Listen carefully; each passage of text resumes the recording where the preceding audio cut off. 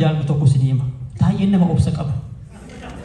Akka malee obsa qabu. Nama akkas obsa qabu argeen beeku. Taayee jechuun bar nama qarshii miliyoona 2 irraa badee har'as lubbuun jiru.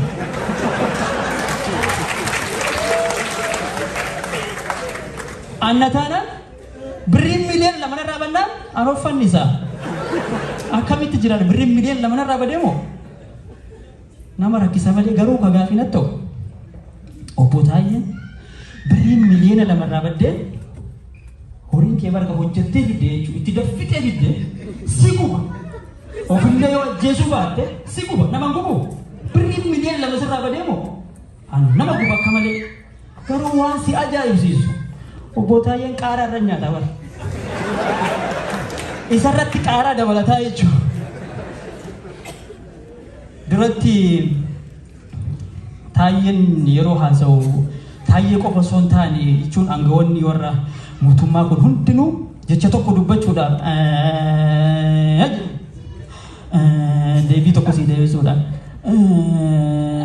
akkam oolte nagaan oolis jechuudhaaf irra guutuu si jedhan. Ani jechuun kun gaafii natti ta'eetiin hiriyaa kiyya tokko gaafadhe. Si hogganoonni mootummaa kun kaadiroonni keessattuu hundinuu yeroo waa dubbatan maaliif kana baay'isuu jedhee gaafadhe hiriyaa kiyya tokko.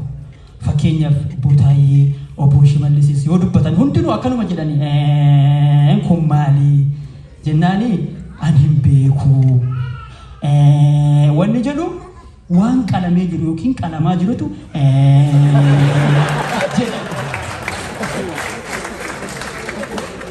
waan qalamee jiru yookiin qalamaa jirutu jedha.